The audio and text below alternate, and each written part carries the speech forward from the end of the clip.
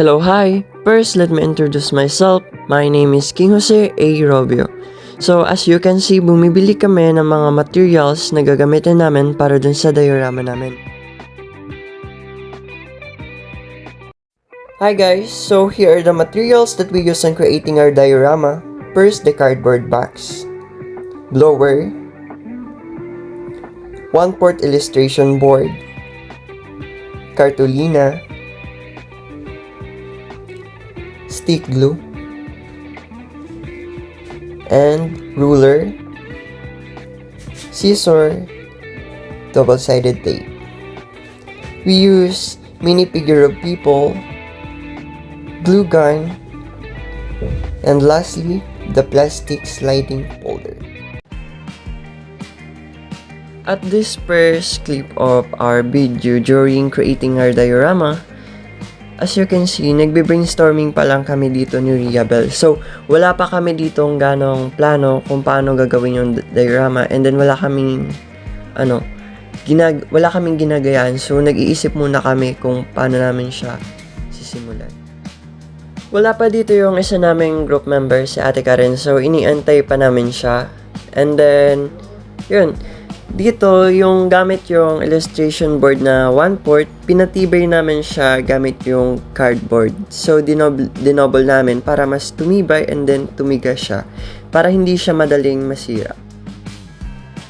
We use artificial flowers or fake flowers on designing these dioramas. So, let's go! At this part, nag-iisip ako kung paano ko gagawa ng design yung artificial plants o saan ko siyang parte ilalagay. Yun, tapos kumuha muna ako dun ng pliers na gagamitin kasi meron siyang wire. Ang hirap naman niyang gupitin gamit yung gunting. So, ginamit ko yun. And then, nakahanap ako dun sa bahay nung lagayan ng rings. So, sabi ko, ay gagawin ko na lang yung lagay na rings na yon. Ginawa ko siyang upuan. And then yun, nagkakaroon ako doon ng vision. Nalagyan siya ng artificial plants doon sa gitnang part. Kasi, di ba sa museum, merong mga upuan doon na meron ding mga plants. So, yun. And then dito, busy naman dito si Riabel na balutan yung pinatibay niyang illustration board. So, binabalutan niya nung black na cartolina. So, wala pa rin nito si Ate Karen. Iniintay pa din namin siya. Kasi nga, maulan yung panahon. So, yun, natatagalan siya. And then, mahirap kasi nakasakay siya sa motor.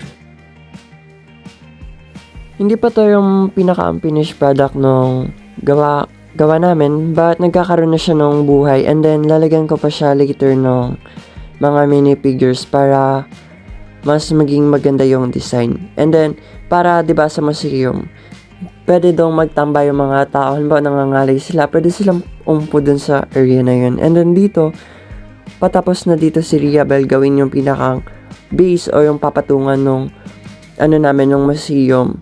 So, yan, gumamit siya dyan ng short na colored paper na black para maging mas maganda yung gawa namin. And iniintay pa rin namin dito si Ate Karen.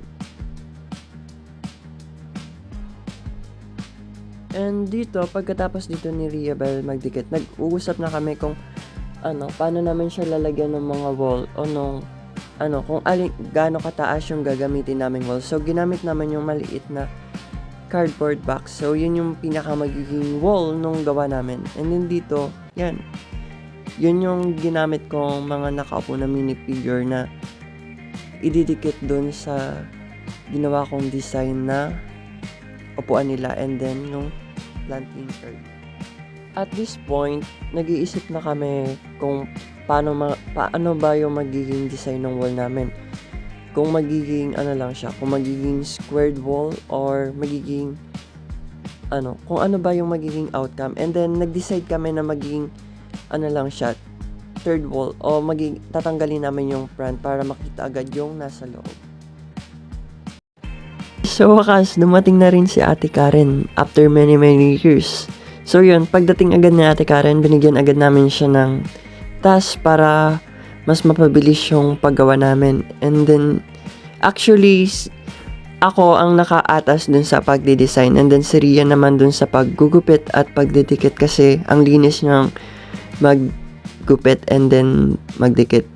And then si Ate Karen naman yung nag-isip kung ano yung pwedeng ipasok dun sa nabunot ko na music and art na diorama. So ang naisip niya is yung yung matatag local artist process and materials used in Benguet dance. So, tumulong din dun si Riabel sa pag-iisip na yun. Pero, nag-focus din kami dun sa culture and identity and dun sa festival yung kinuha namin dahil makikita talaga yun dun sa music and art.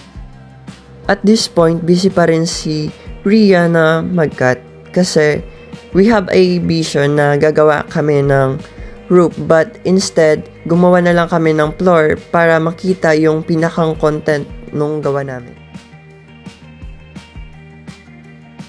Hi guys! So, this is the final product of our floor. So, dito, busy pa rin si Ate Karen sa pag-iisip ng pwedeng pang ilagay dun sa content namin. And then, bawat isa naman sa amin, nagsishare kami ng mga idea na pwedeng ilagay dun sa content namin. And then, yun, nagtatanungan din kami para mas mapadali yung paggawa namin.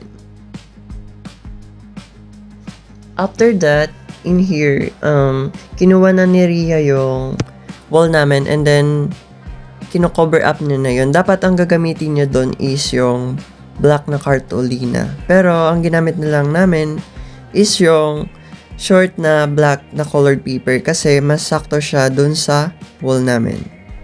And then, proceed lang kami and then ako continue lang sa pagde-design and then si Ate Karen continue lang siya sa paghahanap.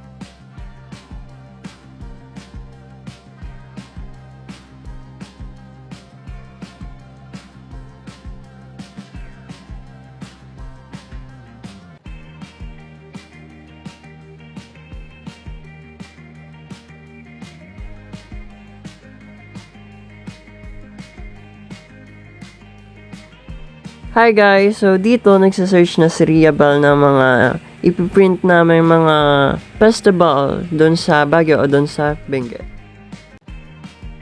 Hi guys! So after printing all the picture, we decided to use the plastic sliding folder as the glass of the picture.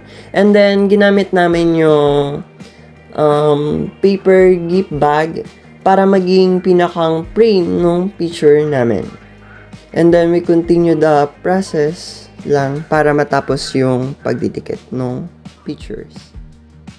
So, in this clip, natapos na namin idikit yung yung windows, and then yung nag-decide kami kung lalagyan ba namin yung floor namin ng tiles, but hindi na namin siya nilagyan kasi parang hindi naman siya doon babagay. And then, dinikit na namin yung wall namin doon sa pinakang floor namin.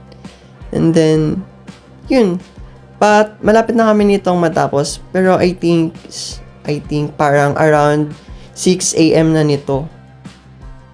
Hi guys! So, at this point, continue lang kami sa pag-design. And then, yun. Dinidesign lang namin yung mga ginawa ko kanina na mga mga plants. And then, dinidikit na rin namin yung mga mini figure ng mga tao. And then, continue lang kami hanggang matapos to. And then, in this clip naman, I think it's around 7 PM and then patapos na talaga kami nito. Malapit na kami sa katotohanan.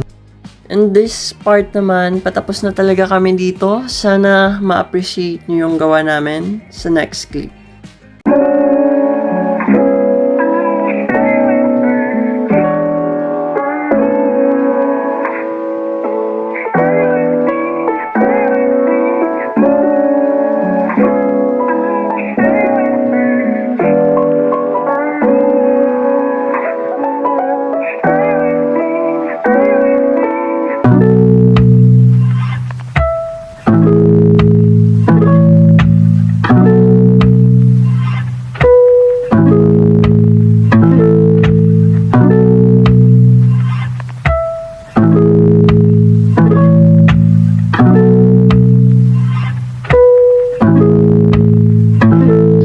kick.